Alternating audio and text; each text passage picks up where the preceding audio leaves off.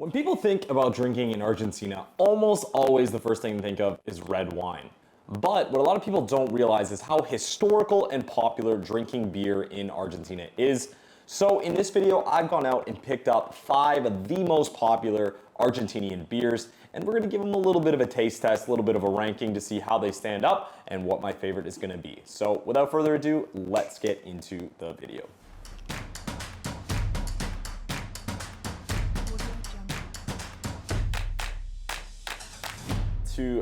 All right, welcome back to the video. As always, my name is Alex. Welcome to the Lifting Nomad. If you're new here, my channel is all about balancing travel, fitness, and the lifestyle of being out in the world and experiencing new things without sacrificing some of the things we love, like beer. So I've gone out and picked up the most popular 5 Argentinian beers, and first we're gonna talk about them, then we're gonna have a honest, unbiased taste test and my ranking of which one I think is the best.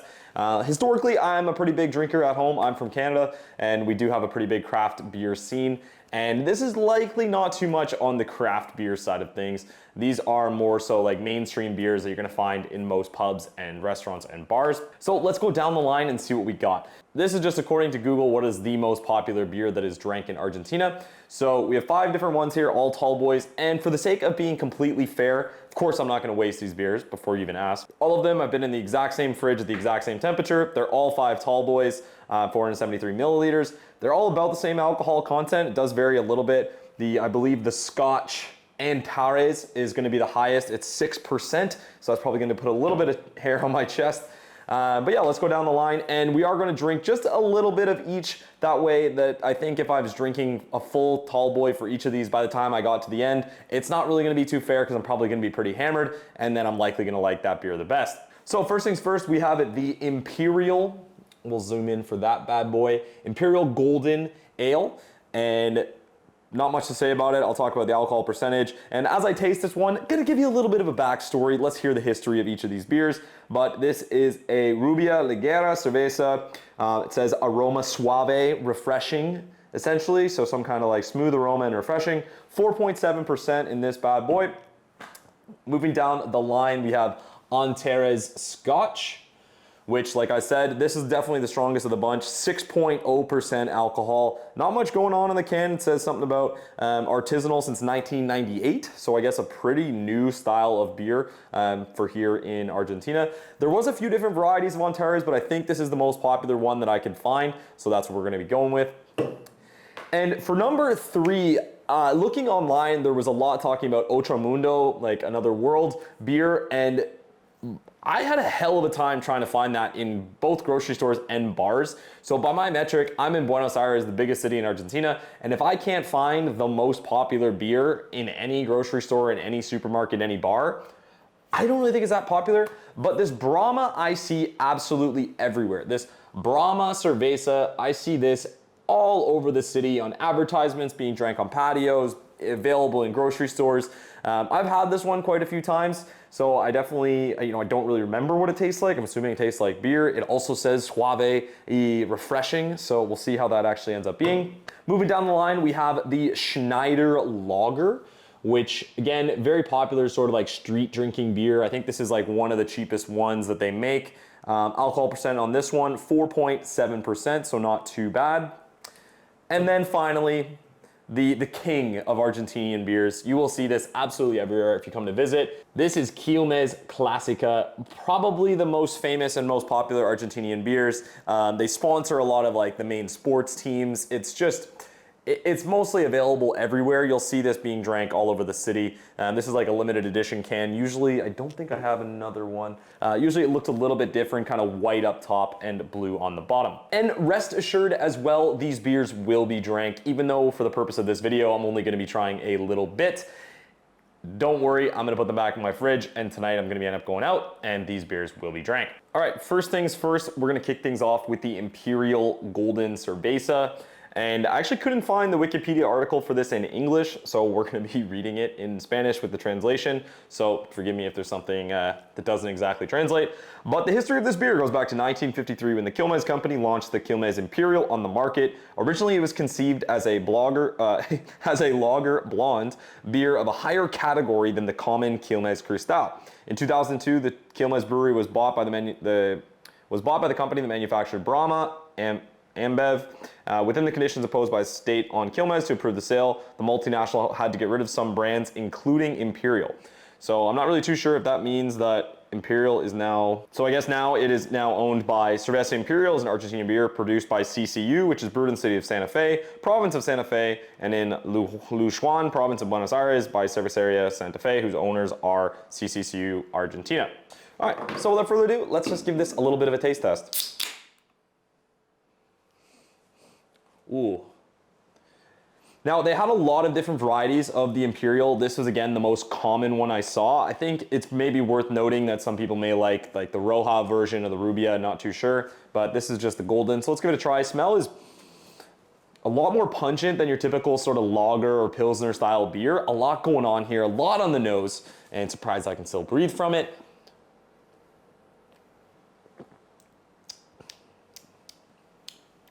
Kind of got an interesting tang. Very refreshing, very light. Obviously, most of these like mass market beers down here are pretty light bodied. I think reason being it's usually hot as balls, so it's kind of nice to have something refreshing while you're trying a beer. Yeah, it's got a good flavor to it, good body.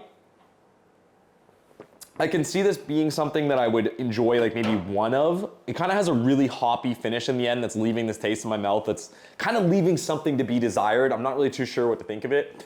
I'm gonna go, you know, it's a good beer. It's a good beer. I'm gonna go 6.2 on this one. Not my favorite, not my least favorite. All right, next up we have the Antares Scotch beer. Antares is a craft beer which is made in 7 varieties following European recipes. It is not only found in the Argentine market, but is already marketed in Brazil, Canada, no idea, the United States, Uruguay, and Sweden. Exports involve a little more than 20,000 bottles per year. Some of the varieties are aged in oak vessels for a month, achieving unique flavors and an alcoholic strength of up to 8%. The brewery has installed locals in different Argentine provinces and in Buenos Aires, where you can taste appetizers, dishes of German food, and the 7 varieties of beer they make. The production is 50,000 liters of beer per month. So kind of an interesting little story, I think, with Antares, and a lot of these beers are very historical. I think Quilmes has been around since like 1890 or something like that. So let's go ahead and give the Antares Scotch a little bit of a taste. Definitely the color is a lot darker than the other ones. Oh, definitely like stouty smelling. Kind of smells like a Guinness or like a dark stout, something like that. Smells good. Looks like a little bit of a chocolate taste to it. Oh. Oh. That has a really, really nice, rich kind of like coffee, caramel, chocolate body to it. Little bit of the oak as well. I'm presuming this one has, like they said, seen some oak involvement in it. That is complex, that is rich, that is flavorful. Keep in mind, I am more of like a stout person if I'm drinking something craft, so this is like right up my alley for what I would be drinking, but damn, that is tasty. Yeah, I'm going 7.6 on the Antares Scotch. I think that's absolutely delicious. That's something that I would have like 1 or 2 of with a meal. I think that would go great with like a steak, maybe even like a burger and fries, something like that. Not something I'm gonna buy a 6-pack or 12-pack for a night out for an absolute rip, but would hit the spot if I was looking for something a little bit creative. All right, moving right along, we're on to the Brahma Lager. And again, this is just something I see people drinking on the street all the time. If I was able to find the Outro Mundo, I probably would have tried that, but I just wasn't able to. So Brahma is a Brazilian beer originally made by the, forgive my Portuguese, Companhia Cervejaria Brahma, something like that, which was founded in 1888. In 1914, tough year, Brahma produced their national malts beer. After that, the company began expanding internationally. The company bought the license for distribution of the Germania brand, which later was known as Guanabara and was one of the earliest of the Brazilian beer brands. So I guess it's a Brazilian beer. I think it says manufactured in, it says it's manufactured in Mendoza. So that's in Argentina. So I'm not really sure if maybe it's just like the brand is owned by Brazilians, but anyways, let's give it a go. I know what this beer tastes like. This is like kind of your most basic lager. Yeah, it doesn't really taste like much. This one I would put like comparable to, consider it's 4.8 actually. There's not really much complexity to it. This is a pool beer, this is a beach beer, maybe that's why it's a Brazilian brand. Like this is sitting on like sitting in Rio de Janeiro on the beach, crushing pints with the boys, playing some footy. This is that kind of beer. Great in the sun, super light. Doesn't really taste like much. I'm gonna go like 6.0 right on the dot. I mean, obviously that's crushable, and you could abuse like 30 of those and still be standing, but not a lot of complexity to it. All right, moving right on, we've got the Schneider Lager. Again, this is something I see being drank by like kids on the street, not kids, maybe like high school kids, but you know what I mean. You know what I mean, young people. Good little crack. Oh, good sound to that one. So the description for Schneider: in 1906, Otto Schneider, a master brewer of Prussian origin, arrived in the city of Buenos Aires, capital of Argentina, aboard the ship the Captain Blanco. A year later, he would be working in important breweries in the country, including Cerveceria San Carlos. In 1911, Otto Schneider settled at the foot of the Setúbal Lagoon, looking for a place to continue the know-how he had learned in his parents' brewery in eastern Prussia. There he promoted the foundation of the Santa Fe Brewery, and 21 years later, he gave his last name to a brand of his own, creating a variety that had strong ties to his family's traditional German recipe. The water of Pilsen, in the area of German colonization in the current Czech Republic, was recognized since the 19th century as one of the best for brewing. To such an extent, it marked the flavor of the drinks produced there that the town gave its name to a whole branch of varieties, Pilsen style. What Schneider and other experts proposed was take advantage of the waters of the river basin on which the city of Santa Fe is based. Those qualities were comparable to those. Cool, so let's give her a go. I've actually never had a Schneider's to my recollection. I think this is, you know, again, something that people crush all the time, and maybe I've had one when I didn't even realize, but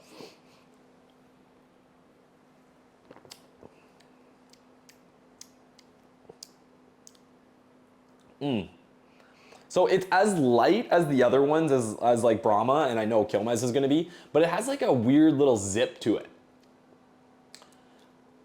I don't know, kind of reminds me if anyone's ever had Superbock in Portugal, kind of like that little bit of a tang that lingers in your mouth.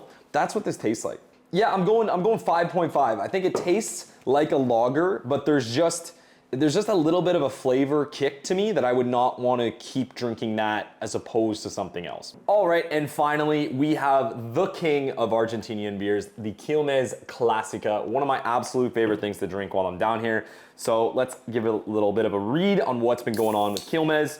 Otto Bemberg, this time, a different Otto, arrived in Argentina from Germany in 1852. He chose the town of Quilmes due to the quality of the water and proximity to the train station, which made it a favorable place to found his brewery.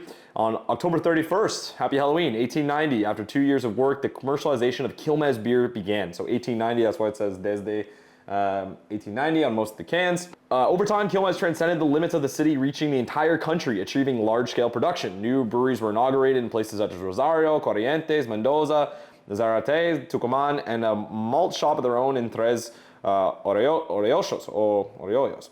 Her advertisements over the years made her part of the popular culture of Argentina. They quickly became a monopoly, absorbing its competitors. For this reason, he began to have problems with the tax authorities due to tax evasions. This litigation system was inherited by the state, was established in Argentina between June 1943 and 1946. He was taking many countries in the brewery, many breweries in the country after ruining their legitimate owners due to unfair competition. Essentially, he was known as the king of beer, and from that moment on, and he had finished with everyone. On February 4th, 1955, Juan Domingo Perón expropriated the company from the Brandenburg family and handed over management to the Brewers Union. In 2006, the company acquired the Brazilian group Anheuser-Busch. So they were bought by Anheuser-Busch in 2006, InBev. Interesting.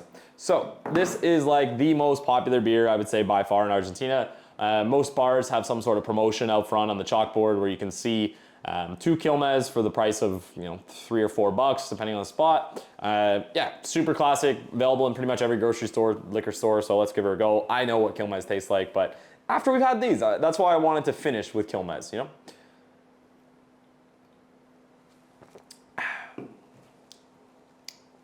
I mean, what is there to say? It's light, it's delicious, it's refreshing. There's no weird tint to it. It fills your mouth with joy. It's like taking the best day of your life and putting it in your mouth. I gotta go, I think on the pure rating side, I gotta go like 7, because I actually did like the taste of the Antares better, but this is, I could only have like 1 or 2 Antares. This is a beer that I could have easily 24 of, sit down and just go to work on, and I wouldn't even notice. So We're gonna double tap on that one. Yeah, it's delicious. If you're in Argentina, drink Quilmes. But that is gonna be the video. Thank you very much for watching. If it was entertaining or insightful, feel free to leave a like or comment in the section below. It always helps the algorithm. As always, my name's Alex. Welcome back to Lifting Nomad. Drink some Quilmes, and we'll see you in the next one. Peace.